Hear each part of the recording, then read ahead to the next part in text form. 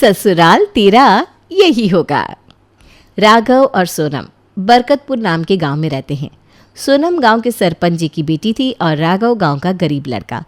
बचपन में राघव सोनम को बहुत पसंद करता था, लेकिन जब भी राघव सोनम से बात करने के लिए आता था तो सोनम गुस्सा हो जाती थी। राघव का अपमान करती थी, उसे उसके कपड़ों को लेकर चिढ़ाती थी। वो किसी भी बच्चे को राघव के साथ खेलने नहीं देती थी और ऐसा हमेशा ही होता था। सोनम के इस बर्ताव से राघव बड़ा परेशान हो जाता था। हाय सोनम, तुम सब क्या खेल रहे हो? मैं भी तुम्हारे साथ खेलना चाहता हूँ। मैं तुम्हारे साथ खेल सकता हूँ क्या? नहीं, तुम हमारी दोस्त नहीं हो, तुम हमारे साथ नहीं खेल सकते। कितने गरीब हो तुम, तुम्हारे पास हमारे जैसे खिलौने भी नहीं है और तुम्हारे कपड़े सो डर्टी। तुम हमारे खिलौने तुम्हारे गंदे हाथ से खराब कर दोगे। जाओ यहाँ से, हमें नहीं खेलना तुम्हारे साथ। प्लीज़ सोनम, खेलने दो ना। मुझे अच्छा लगता है तुम लोगों के साथ खेलना। मेरा कोई दोस्त नहीं है, मुझसे कोई दोस्ती भी नहीं करना चाहता। मैं तुम्हारे खिलौने खराब नहीं करूँगा, पक्का। मैंने ना कहा ना, नहीं खेलना हमें तुम्हारे साथ। सिया, तुम इसे यहाँ से जाने के लिए कहो वरना मैं चली जाऊँगी। अब तुम सोच लो तुम्हें किसके साथ खेलना है। नहीं नहीं सोनम, मत जाओ। तुम्हारे पास कितने अच्छे खिलौने हैं। अगर तुम चली जाओगी तो हम किसके खिलौनों के साथ खेलेंगे? राघव प्लीज़ तुम यहाँ से चले जाओ, हमें नहीं खेलना तुम्हारे साथ। राघव रोते रोते वहाँ से चला जाता है। अरे क्या हुआ राघव बेटा, रो क्यों रहे हो? माँ, हम इतने गरीब क्यों है? हमारे पास सोनम की तरह बाकी बच्चों की तरह बड़ा घर क्यों नहीं है? उनके जैसे अच्छे अच्छे कपड़े, अच्छे अच्छे खिलौने क्यों नहीं है माँ? आज फिर उन बच्चों ने तुम्हारे साथ खेलने के लिए मना कर दिया। बेटा, मैंने तुम्हें कितनी बार मना किया है कि वो बच्चे तुम्हें कुछ भी उल्टा सीधा कहते हैं। तुम क्यों जाते हो उनके साथ खेलने? माँ, मुझे अच्छा लगता है उनके साथ खेलना। अगर हम अमीर होते तो वो बच्चे मुझे उनके साथ खेलने देते ना। हाँ बेटा, ये अमीर लोग ऐसे ही होते हैं। वो कभी हमसे दोस्ती नहीं करते। उन्हें दोस्ती करने के लिए उनके बराबरी के लोग चाहिए होते हैं। तो खूब मन लगा कर पढ़ना, और जब तुम बड़े हो जाओगे ना तो तुम्हें कोई अच्छी नौकरी मिल जाएगी।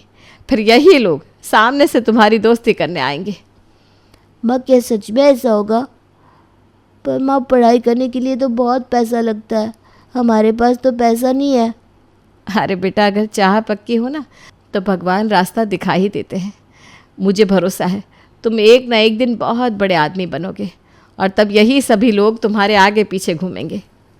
थोड़े दिन बाद राघव और उसकी माँ गांव में कुछ काम न मिलने की वजह से गांव छोड़कर चले जाते हैं।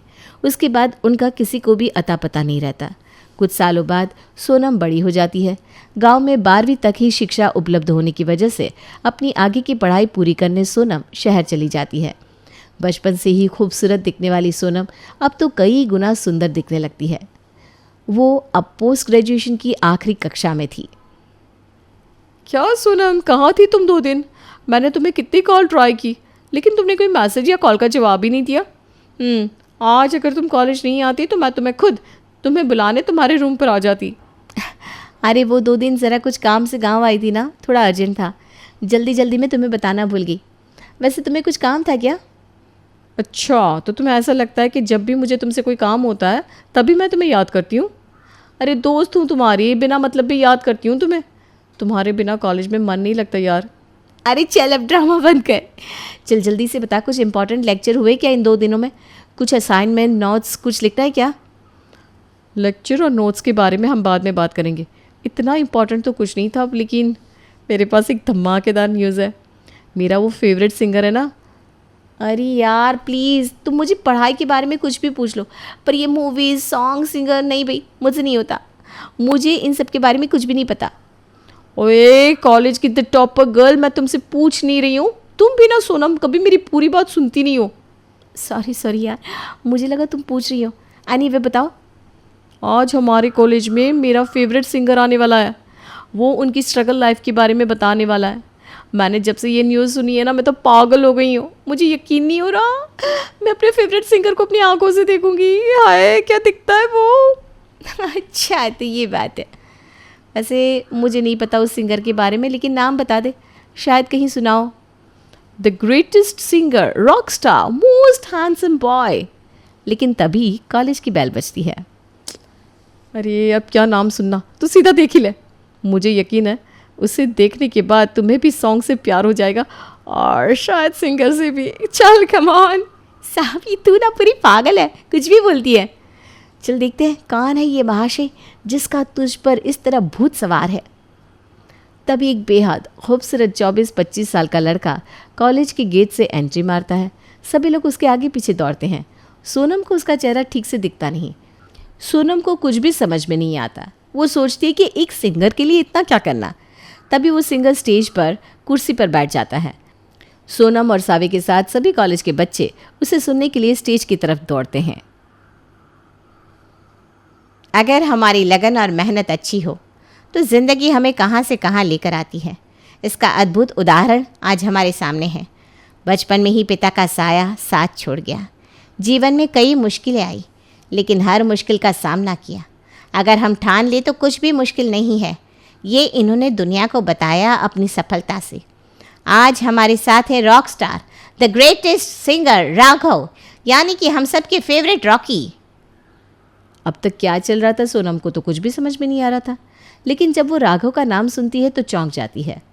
उसे ये नाम बड़ा जाना पहचाना लगता है। सोनम ने राघव को देखे हुए कई साल हो गए थे, इसलिए वो उसका चेहरा पहचान नहीं पाती।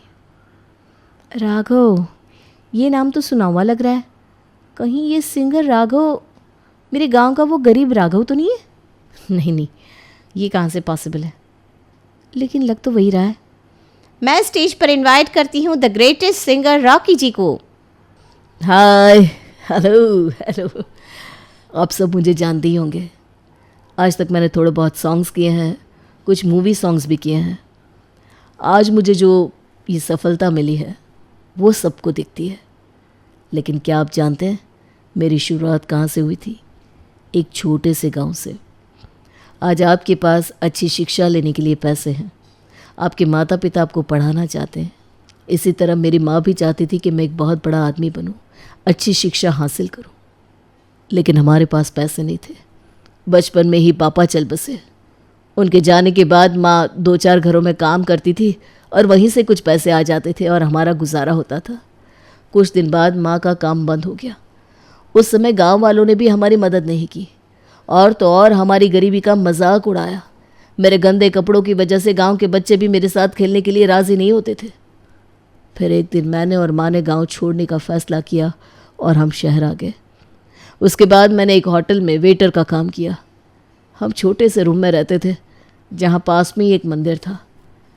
वहाँ रोज़ शाम को अच्छे अच्छे भजन होते थे। मुझे बचपन से ही गाना बहुत अच्छा लगता था। दिन भर की थकान दूर करने में वहाँ चला जाता था। उसके बाद मैंने भी गाने का रियाज़ शुरू कर दिया। थोड़े सालों के बाद मैंने बार में गाना शुरू किया और तब मेरे पास ज़्यादा पैसे आने लगे। फिर मैंने अपनी रुकी हुई पढ़ाई शुरू की। एक दिन ऐसे ही मैं बार में गा रहा था, तब मेरी मुलाकात एक डायरेक्टर के साथ हुई। वो कहते हैं ना, अगर नसीब को बदलना हो तो वो बदल ही जाता है, फिर चाहे कैसे भी क्यों ना हो। फिर डायरेक्टर ने मुझे मिलने बुलाया। उन्हें मेरी आवाज़ बड़ी अच्छी लगी और वहाँ से शुरू हुआ एक गांव के छोरे का सफल होने का सफ़र। और आज आपके सामने है आपका सबका फेवरेट सिंगर रॉकी। हॉल में उपस्थित सभी रॉकी की कहानी गौर से सुन रहे थे। जैसे ही उसका भाषण समाप्त हुआ, सभी और सिर्फ तालियों का ही शोर था। सोनम रॉकी की ओर देखे जा रही थी। रॉकी की कहानी सुनकर उसकी आंखों में आंसू आ गए। उसे यकीन हो गया था कि रॉकी ही गांव का राघव है। उसे बचपन की बातें याद आ जाती है। बचपन में सोनम ने उसके साथ बड़ा ही गैर वर्तन किया था। इस बात को लेकर वो परेशान हो जाती है और राघव से माफ़ी मांगने के बारे में सोचती है। कॉलेज के छात्रों से बात करने के लिए राघव ने कुछ टाइम बचा कर रखा था। तब सोनम उसे मिलती है। हाय राघव। आजकल राघव को सभी रॉकी के नाम से ही जानते थे, तो राघव नाम सुनकर उसे कुछ अलग लगता है। वो इधर उधर देखने लगता है। राघव, यहाँ मैं सोनम, पहचाना? बरकतपुर के सरपंच जी की बेटी। इतने सालों बाद बरकतपुर गांव का नाम सुनकर राघव गुस्सा हो जाता है। वो सोनम की तरफ देखता है। सोनम, तुम्हें कैसे नहीं पहचानूंगा? कैसी हो? मैं ठीक हूँ। तुम तो काफ़ी बदल गए, इतने सक्सेसफुल हो गए हो, काफ़ी हैंडसम दिखने लगे हो। हालात के साथ बदलना पड़ता है। बस और क्या चल रहा है तुम्हारा? कुछ खास नहीं। अभी तुमने जो भाषण किया वो सुनकर मुझे मेरी गलती का एहसास हो गया है। इससे पहले भी मैंने कई बार तुम कहाँ हो ये ढूंढने की कोशिश की थी, लेकिन तुम्हारे बारे में कुछ पता नहीं चला। मुझे माफ़ कर दो राघव, मुझसे गलती हो गई। बचपन में कुछ भी समझ में नहीं आता, लेकिन फिर भी तुम्हारे कपड़े और हालात देखकर मुझे तुम्हारे साथ उस तरह का व्यवहार नहीं करना चाहिए था। सोनम, तुम्हें अपने व्यवहार पर पछतावा है तो बस हो गई बात खत्म। मैंने भी तुम्हें माफ़ कर दिया है। अब तुम भी सारी पुरानी बातें भूल जाओ। बचपन में कई बार तुमसे दोस्ती करने की कोशिश की, लेकिन हमारी दोस्ती हो नहीं पाई। चलो आज फिर से हम दोस्ती करते हैं, friends. Thank you so much मुझे माफ़ करने के लिए। इसके बाद सोनम और राघव एक दूसरे को फ़ोन नंबर देते हैं। फिर उनकी कई बार बात होती है। कई बार वो एक दूसरे को मिलते भी थे। उनकी बातें और मुलाकातें इस तरह बढ़ती गई कि सोनम के बर्थडे पर राघव एक सरप्राइज़ प्लान करता है। सोनम, एक प्रॉब्लम हो गया है। मैंने तुम्हें लोकेशन सेंड कर दिया है, तुम जल्दी से आ जाओ प्लीज़। आज मेरा बर्थडे है और मुझे विश भी नहीं किया, और अब प्रॉब्लम सॉल्व करने के लिए मुझे बुला रहा है, पागल कहीं का। सोनम वहाँ पहुँचती है तो देखती है सभी और लाइटिंग लगी थी और उसकी तस्वीरें भी बड़े अक्षरों से लिखा था, हैप्पी बर्थडे सोनम। ये सब देखकर वो बहुत खुश हो जाती है और राघव को गले लगा लेती है। हैप्पी बर्थडे सोनम, कैसा लगा सरप्राइज़? ये मेरे लाइफ का बेस्ट बर्थडे गिफ्ट है। तुम्हारे लिए एक और सरप्राइज़ भी है। क्या तुम मेरे साथ अपनी पूरी ज़िंदगी बिताना चाहती हो? और वो हाथों में गुलाब लेकर घुटनों पर बैठ जाता है। मतलब मैं तुम्हें पसंद करता हूँ। I love you Sonam. सच में? मुझे तो तुम तभी पसंद आ गए थे जब मैंने तुम्हें पहली बार कॉलेज में देखा था। I love you too. फिर ऐसे ही दिन बीतते रहते हैं। अब रिलेशनशिप में होने की वजह से वो एक दूसरे को लगातार मिलते रहते। राघव ने सोनम को बड़े बड़े सपने दिखाए। अब सोनम को लगने लगा था कि राघव से ज़्यादा उसे कोई प्यार कर ही नहीं सकता। वो उसके प्यार में पूरी तरह खो चुकी थी। अब सोनम का कॉलेज भी पूरा हो गया था। फिर सोनम अपनी माँ और पिताजी से मिलने गांव चली जाती है। माँ, पापा, आप कैसे हो? मुझे आप लोगों की बहुत याद आती थी। हम तो ठीक है बेटा, लेकिन तू सही नहीं लग रही। पढ़ाई का टेंशन लेने की वजह से तुम्हारी हालत काफ़ी ख़राब हो गई है बेटा। अब तुम कुछ दिन यहाँ हो तो अच्छे से अपने माँ के हाथ का खाना खाकर सेहत बना लो। अब मैं यहीं रहने वाली हूँ पापा। हाँ बेटा, आराम से रहना। लेकिन अब तुम्हारी पढ़ाई पूरी हो गई है और तुम बड़ी भी हो गई हो। तुम्हारे लिए कई सारे रिश्ते आ रहे हैं। तुम्हें अब शादी करनी होगी। शादी मुझे नहीं करनी। मुझे आए कुछ घंटे हुए नहीं और आप मेरे पीछे ही पड़ गए। मैं पढ़ी लिखी हूँ, समझदार हूँ। मैं शादी मेरी पसंद से करूँगी पापा। अगर तुम्हें कोई पसंद है तो हमें बता दो। अगर ख़ानदान लोग अच्छे होंगे तो तुम्हारी शादी तुम्हारे पसंद से ही होगी। एक काम करो, तुम लड़के को बुला लो, फिर देखते हैं कैसी है तुम्हारी पसंद। सोनम राघव को फ़ोन करके अपने घर बुला लेती है। सोनम के माता पिता राघव को देखकर चौंक जाते हैं। उन्हें अपनी बेटी की पसंद अच्छी नहीं लगती। माता पिता के मना करने के बाद भी सोनम राघव के साथ ही शादी करने की ज़िद करती है। माँ बाप को तो बिल्कुल पसंद नहीं था, लेकिन सोनम उनकी एक भी नहीं सुनती। अपनी बेटी के प्यार की खातिर वे भी सोनम और राघव की शादी के लिए मान जाते हैं। देखिए बहन जी, आपकी भूतकालीन स्थिति देखकर मैं आपके घर में बेटी देने से इनकार कर रहा था, लेकिन अब राघव अच्छा खासा कमाने लगा है और हमारी बेटी भी राघव के साथ ही शादी करने की ज़िद कर रही है। मेरे आगे पूरा गांव झुक जाता है, लेकिन अपनी बेटी के प्यार की खातिर मुझे उसकी बात माननी होगी। तो मैं आपसे विनती करता हूँ कि हमारे बीच में जो भी मतभेद थे वो सब आप भूल जाओ और मेरी बेटी का ध्यान रखना। मोटा भाई, आप अपनी बेटी की बिल्कुल भी चिंता मत कीजिए। कुछ ही दिनों में राघव और सोनम की शादी हो जाती है। सोनम अपने पति और सास के साथ फिर शहर चली जाती है। शुरुआत के दिनों में तो सब कुछ अच्छा चल रहा था। राघव उसका खूब ख्याल रख रहा था। उसे जो चाहिए वो राघव लाकर देता था। उसे शहर में घुमाने लेकर जाता था। शादी के 2-3 महीने बाद घर की स्थिति पूरी तरह बदल चुकी थी। सोनम की सास गीता अब उसे बहुत परेशान करने लगी थी।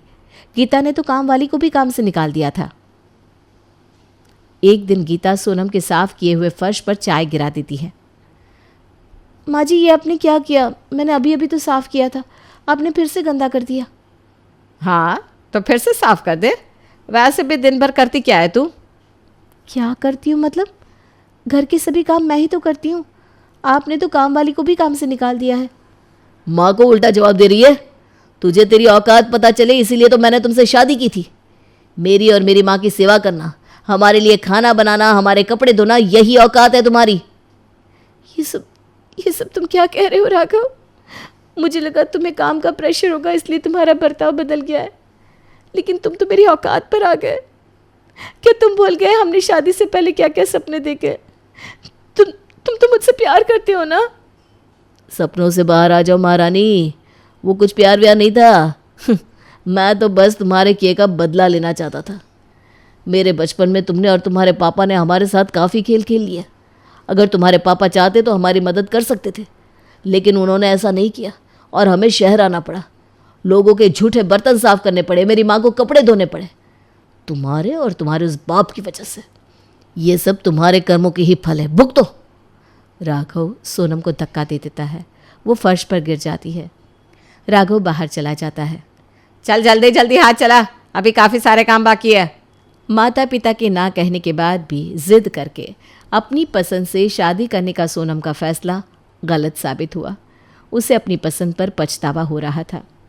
सोनम राघव और गीता का अत्याचार कई दिन सहती रही, लेकिन एक दिन वो थक गई और किसी को भी बिना बताए अपने गांव वापस आ गई। उसकी हालत देखकर उसके माता पिता बड़े परेशान हो जाते हैं। वो राघव से तलाक लेने के बारे में सोचती है और उसे तलाक की नोटिस भेज देती है। ऐसे ही कई दिन बीत जाते हैं। एक दिन सोनम के पिताजी के दोस्त का बेटा वृषभ इनके घर आता है, जो सोनम को बचपन से ही चाहता था। कैसी हो सोनम, मुझे पहचाना क्या? अरे तुम तो शर्मा अंकल के बेटे हो ना? हाँ, मुझे अंकल जी ने तुम्हारे साथ जो कुछ भी हुआ वो सब कुछ बताया। इसमें तुम्हारी कोई गलती नहीं है। वो तो कभी हालात ही ऐसे हो जाते हैं कि हम हमारे दिमाग की सुनना बंद कर देते हैं। तुम अपने आप को दोष मत दो। पता नहीं कैसे मैं उसकी चाल को समझ नहीं पाई। मुझे तो इतना बड़ा सदमा लगा है कि अब शायद ही कभी भी किसी पर भरोसा कर सकूं।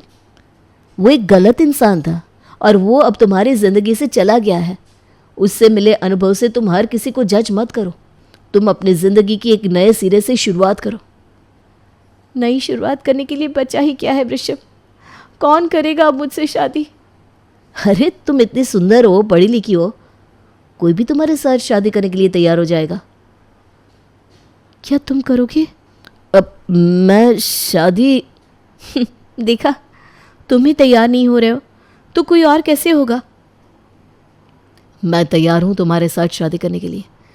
और एक बात मैं पहले ही क्लियर कर देना चाहता हूँ, मैं तुम्हें बचपन से ही पसंद करता हूँ। हम आए थे तुम्हारा हाथ मांगने, लेकिन तुम्हारी पढ़ाई चल रही थी और पढ़ाई ख़त्म होते ही तुम्हें राघव पसंद आ गया था, इसलिए हमारी शादी तब नहीं हो पाई। लेकिन हमारा एक होना शायद भगवान की मर्ज़ी थी, इसीलिए उन्होंने मुझे ये दूसरा मौका दिया है। सच? हाँ, मैं तुम्हें सच में बहुत पसंद करता हूँ। सारी बीती हुई बातें भूलकर सोनम भी वृषभ के साथ शादी करने के लिए तैयार हो जाती है। बड़े धूमधाम से उन दोनों की शादी हो जाती है।